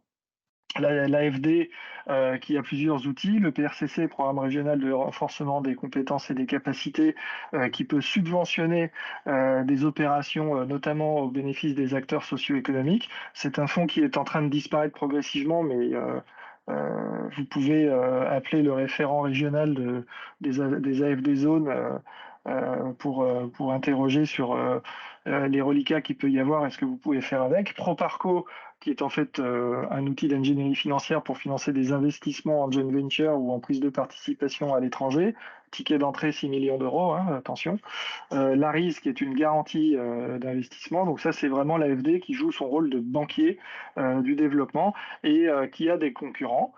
Mais que vous pouvez mobiliser aussi. La GIZ est le principal. Alors, c'est des concurrents et néanmoins partenaires, hein, ils se partagent les interventions. Et puis, vous avez le Japon qui est très présent dans la Caraïbe, et évidemment dans le Pacifique. La Banque interaméricaine du développement, présente partout dans le monde. L'ONUDI, qui dépend des Nations Unies, comme son nom l'indique. Et puis la BAD, Banque africaine du développement, un peu plus compliquée à mobiliser. La Banque mondiale, qui a beaucoup d'activités, beaucoup de leviers financiers pour financer des études, des faisabilités, sur notamment des projets d'investissement à vocation industrielle, par exemple, et de développement des échanges commerciaux et d'harmonisation de ces échanges dans nos 3 bassins. Voilà ce que je pouvais vous dire. J'ai débordé de quelques minutes, je crois, de mon temps de parole. Je vous prie de m'en excuser. Ouais, merci Germain pour cet état des lieux et puis cette cartographie qui, sur les dernières slides, est un complément aussi à ce qu'on a pu aborder hier sur les financements, même si là, on est sur des sujets encore plus larges et sur les bassins régionaux. Donc, c'est important progressivement d'affiner les choses et de venir compléter ce qu'on a vu auparavant. Donc, il y a beaucoup de données, encore une fois. Donc, le replay chapitré ne sera pas trop, je pense, pour revenir sur ces données. Et du coup, on va repasser maintenant sur le sujet de la problématique des importations de matériaux hors UE. Et on va revenir sur un sujet qu'on avait déjà abordé aussi, sur la question des normes, etc., sur le marquage CE. Du coup, je crois que c'est toi, Guy-François, qui démarre sur cette présentation. Oui, c'est vrai qu'après ce large panorama sur les échanges commerciaux, les accords, les cadres de coopération, en lien avec la filière construction durable, on ne pouvait pas passer à côté de cette problématique qui sera probablement évoquée durant les ateliers locaux.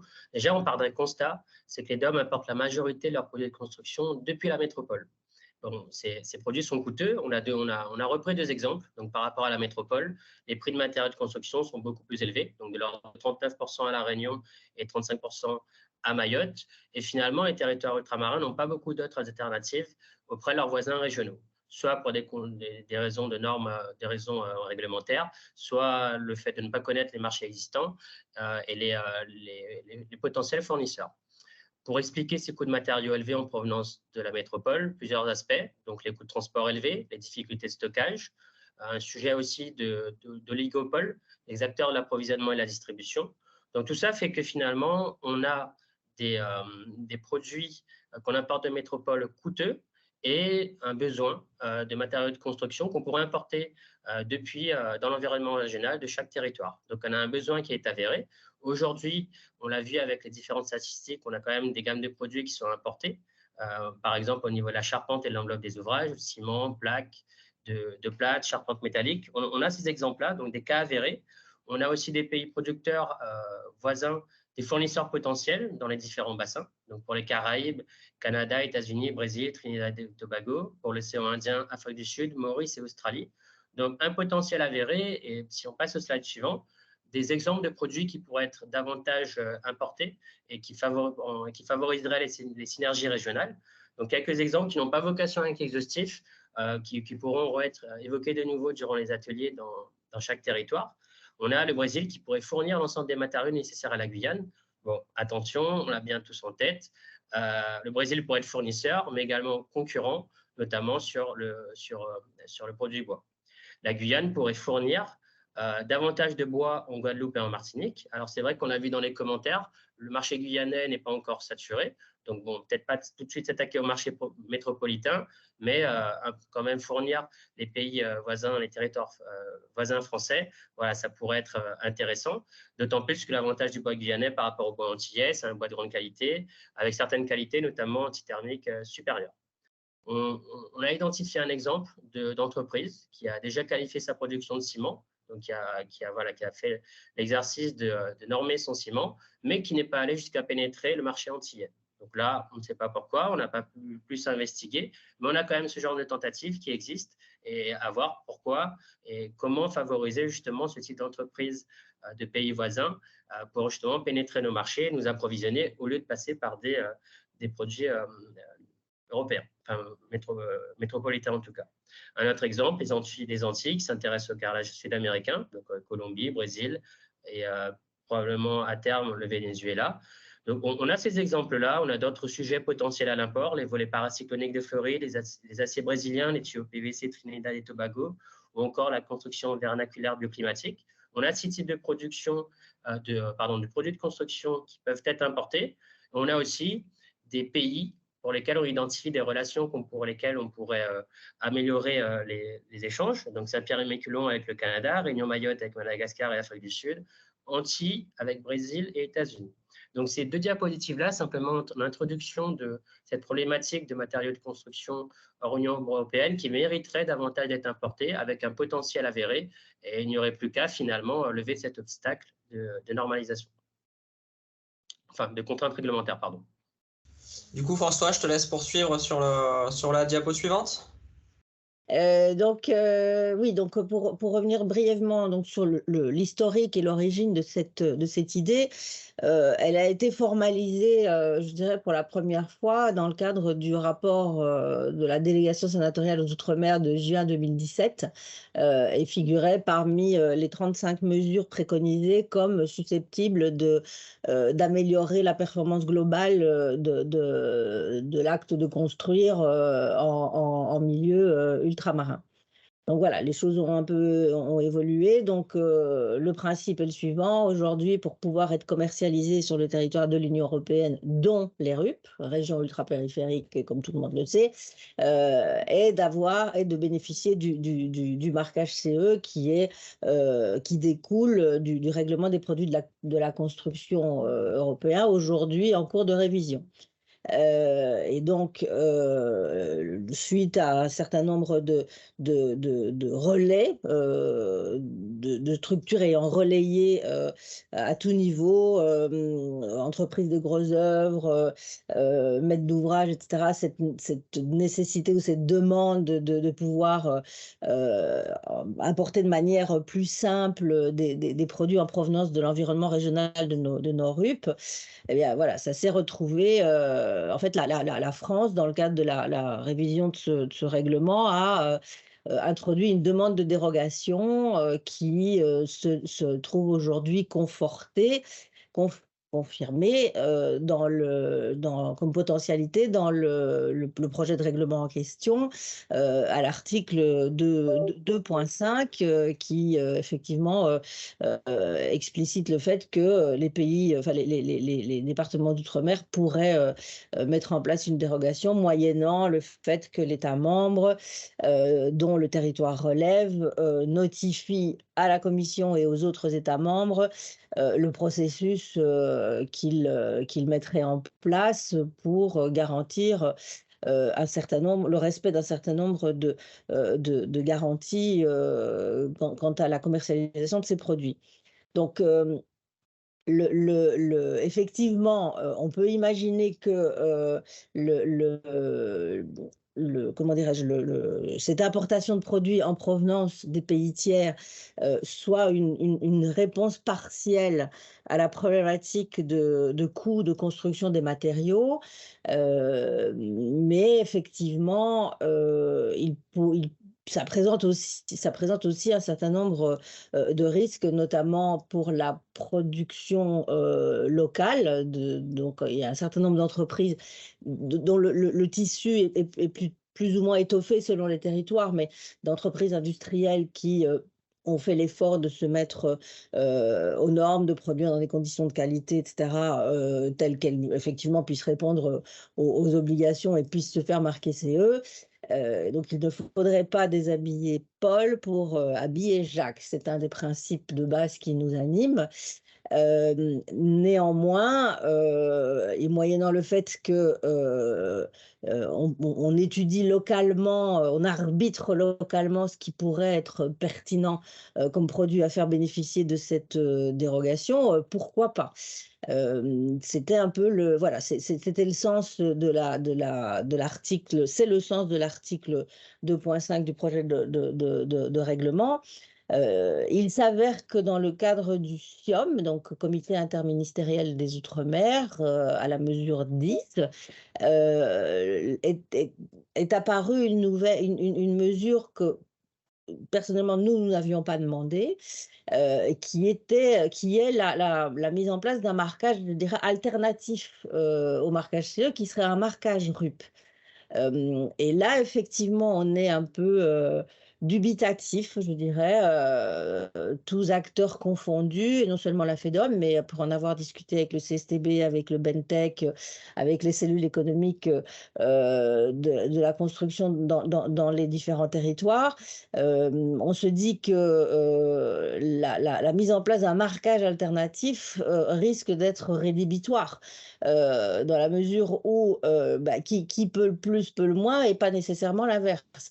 Et donc, si aujourd'hui des entreprises des pays tiers de nos environnements régionaux ne font pas la démarche de marquer CE, pourquoi ferait-il une démarche d'un marquage RUP qui leur donnerait accès exclusivement à des marchés extrêmement limités auxquels ils ne s'intéressent déjà pas aujourd'hui. Donc voilà, donc le principe, oui. Si toutes choses égales par ailleurs, on peut démontrer que les flux dont parlait Germain en début de séquence pourraient se voir véritablement amplifiés, les flux d'échange de produits, voire véritablement amplifiés par la mise en place de cette dérogation. Deux, moyennant le fait qu'on préserve les équilibres quand même en matière de production locale. Et trois, que quelque part, on ne complexifie pas une situation et qu'en la complexifiant, bah, on la rend complètement inopérante et quelque part, on fait même on fait même un pas en arrière en matière d'accessibilité de ces produits à nos territoires. Donc voilà, je ne sais pas si je n'ai pas complètement suivi le contenu de la slide, mais le principe est le suivant. Voilà, donc possibilité avérée d'une dérogation dans le cadre du projet de révision des règlements des produits de la construction qui, de toute façon, ne verra pas le jour avant mi-2024, voire, enfin voilà, l'objectif est d'essayer de faire adopter ce règlement avant les élections européenne, mais bon, ce n'est pas non plus garanti 100%. Donc, oui, pour ce principe de dérogation, deux, intérêt et importance d'une concertation locale, c'est d'ailleurs ce que la DHUP a prévu, puisqu'elle prévoit que la main serait donnée au territoire pour travailler sur les critères qui permettrait de définir quels sont les produits autorisés ces groupes de concertation, pour nous, ne peuvent être que les cellules locales de validation de conformité pour lesquelles on plaide depuis un certain nombre d'années.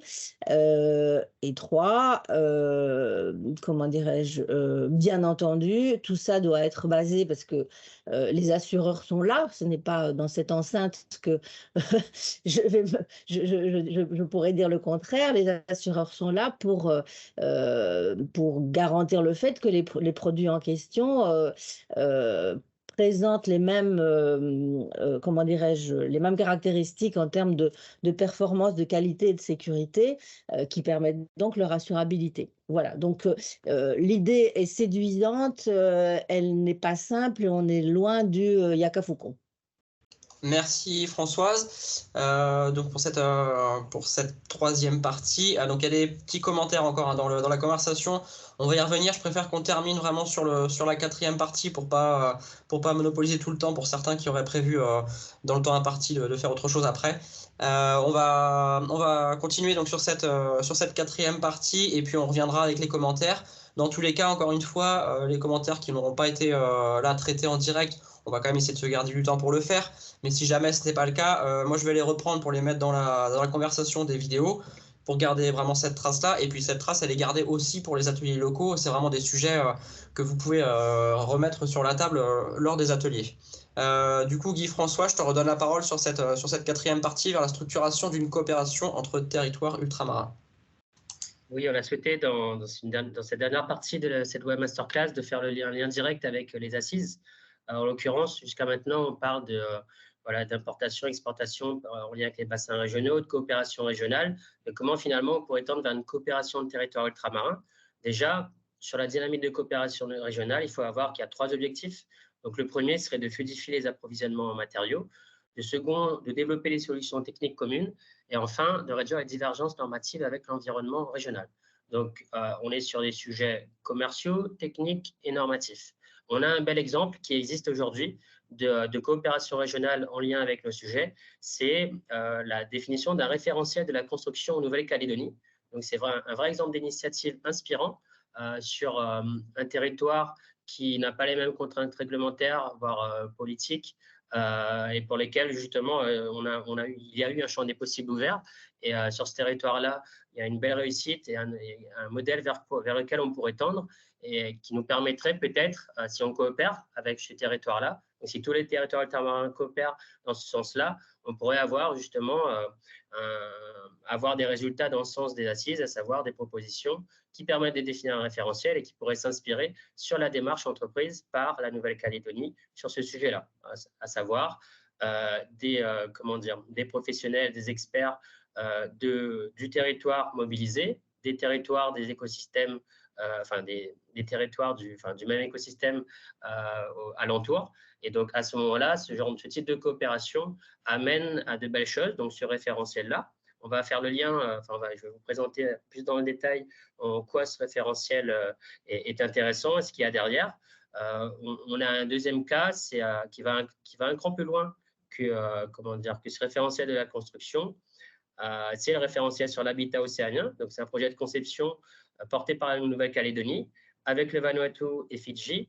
Donc, dans la continuité du référentiel de la construction, on a ces travaux qui sont en cours sur l'habitat. Et donc, dans ce cas-là, on voit encore une fois que l'habitat fait office de véritable levier de développement de la coopération régionale.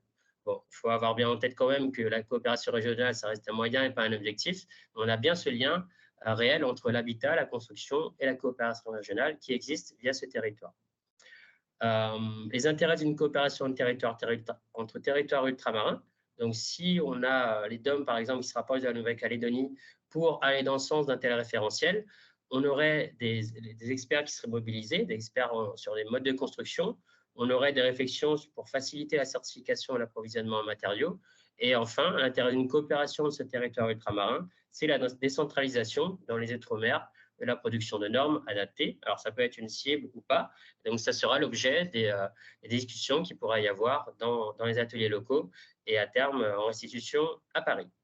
Donc, si on fait un zoom sur slide suivant, sur ce référentiel de la construction Nouvelle-Calédonie, donc on a un contexte bien spécifique. On a l'Australie et la Nouvelle-Zélande, donc les deux pays du bassin régional qui ont des normes applicables au BTP qui répondent au modèle anglo-saxon. On a la Nouvelle-Calédonie qui n'a pas de ressources pour dupliquer les instances techniques nationales sur son propre territoire, dans l'idée d'enclencher un processus de normalisation. Donc, il y a cette contrainte-là à l'origine. Et la Nouvelle-Calédonie qui a sollicité, il y a un peu moins d'une dizaine d'années, le soutien de l'AFNOR sur ces sujets-là. Donc, à partir de l'ensemble de ce contexte, il y a eu la volonté de définir un référentiel de normalisation, donc pour les matériaux et les procédés de construction. Et ce référentiel a été adopté en 2020. Donc, il intègre les dispositifs normatifs et réglementaires liés aux spécificités mêmes de ce territoire. Donc, on a 3 axes clés: le système d'assurance obligatoire, l'exigence de qualification pour les professionnels de la construction et l'agrément des matériaux et procédés de construction. Donc, un cadre existant dont on peut s'inspirer dans les réflexions qu'on pourrait avoir à terme. Et si on fait un zoom sur le 3e axe, donc l'agrément des matériaux et procédés de construction, donc on a parlé tout à l'heure de la problématique des matériaux importés hors Union européenne. En fait, ce qui s'est passé, c'est qu'il y a eu un renforcement des partenariats entre Nouvelle-Calédonie et États voisins sur ces sujets-là, des partenariats, des réflexions qui ont abouti à des travaux d'accréditation avec les laboratoires régionaux. Donc, on s'appuie sur des équipements existants, identifiés, qui seraient prêts à réaliser des essais et dont le niveau d'équivalence entre les deux systèmes normatifs aurait été démontré en amont. Donc, il y a tout ce travail de fond qui a pu être réalisé. Et puis, derrière ça, on a la réflexion normative de démontrer, en tout cas, les équivalences réalisées, les laboratoires identifiés via les différents partenariats.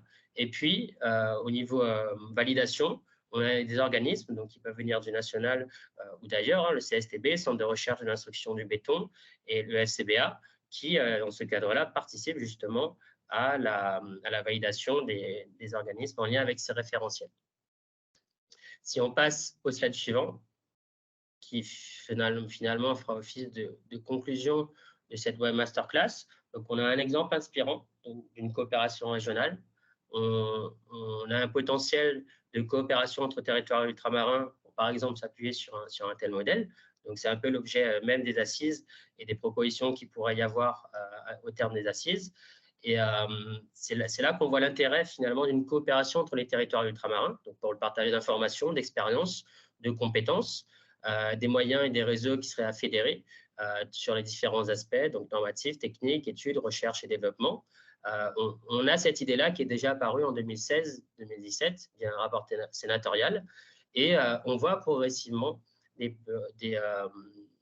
témoins d'une avancée progressive vers cette coopération inter-DOM, à savoir une contribution de la FEDOM aux travaux du CSTB et de la DHUP dans le cadre du PLOM. On a des groupes de réflexion ultramarins qui se sont montés pour intégrer les réflexions au sein du Conseil supérieur de la construction et l'efficacité énergétique. On a des commissions locales de normalisation qui ont été créées à La Réunion et en Martinique et qui sont dédiées à la datation des DTU. On a des programmes qui permettent de financer des porteurs de projets qui favorisent la réplicabilité du contenu des projets, la réplicabilité entre territoires ultramarins, donc toujours dans l'idée de coopération. On a un outil qui a été déployé par l'AQC, donc Pergola, une plateforme de ressources numériques, donc un ensemble d'éléments qui finalement convergent vers la même idée, la coopération. Plus récemment, une étude de faisabilité qui a eu lieu pour mettre en avant l'intérêt de cellules locales de validation de la conformité pour les DROM. Et enfin, on arrive aujourd'hui avec une démarche globale qui s'appuie sur des web masterclass, des ateliers locaux et un événement à Paris, les Assises, et qui finalement seraient, de notre point de vue, une bonne ouverture et un bon point de chute de témoins de cette coopération et des fruits qui pourraient sortir d'une telle coopération via la production d'un livre blanc. Donc voilà cette slide conclusive qui fait le lien avec ce qui a été vu auparavant, hein, les échanges commerciaux, les accords, la coopération, les problématiques qui nous concernent en lien avec la filière de la construction et cette convergence vers l'intérêt d'une coopération entre territoires ultramarins, autant d'éléments qui légitiment finalement l'intérêt de ces assises. Merci Guy-François pour ces précisions et puis cette petite conclusion. Donc voilà, ça rejoint les objectifs qu'on a définis en début de présentation sur les ateliers locaux. C'est vrai qu'il ne reste plus qu'une seule web masterclass, donc il faut vraiment se mettre dans cette perspective d'aller vers ces ateliers locaux où l'objectif, ça va vraiment être de hiérarchiser les sujets que vous avez déjà identifiés, mais qui vont peut-être émerger aussi par rapport à des présentations d'actions qui existent sur d'autres territoires ou par rapport à des nouvelles connaissances que vous avez pu acquérir sur ces web masterclass qui ont fait naître d'autres solutions. Donc, il faudra essayer d'être très ouvert aux propositions tout en gardant en tête l'objectif final qui est à servir. On a vu que parfois voilà, des solutions peuvent desservir l'objectif final, mais il faut se laisser une ouverture assez grande sur les propositions. Et puis dans le temps des ateliers, ça va être le temps de discuter des propositions qui sont faites, de catégoriser, réfléchir un petit peu aux articulations, parce qu'on voit il y a vraiment un gros travail d'articulation entre tous ces sujets, et pour arriver à une formulation, et ce sera l'objet aussi des assises à Paris, de trouver la bonne formule pour hiérarchiser et puis articuler ces différentes propositions. Avant de passer et reprendre un petit peu des questions s'il y en a dans la conversation, je rappelle sur le site, sur la chaîne YouTube Ombré, on va mettre les vidéos. Pour l'instant, on vous fournit les liens au fur et à mesure des web masterclass, aux plus de 280 personnes que vous êtes, on envoie directement le lien vers les vidéos. Vous pouvez déjà commenter, même si elles ne sont pas en ligne, vous pouvez déjà commenter dès que vous avez le lien. Nous, on prendra au fur et à mesure les questions. On fera la foire aux questions au bout d'un mois et demi, 2 mois pour avoir toutes les réponses aux questions soulevées. J'ai fait à peu près le tour. Donc, merci encore à Verso et à la FEDOM pour le travail conséquent de cette web masterclass. Et puis pour la suite aussi, ils seront encore présents bien sûr sur les ateliers et puis sur le rendu en février, en mars. Et du coup, je vais conclure et vous remercier tous les trois pour votre participation et puis pour la participation future aussi qui va venir. Merci encore et à bientôt. Au revoir. Merci à tous. Au revoir.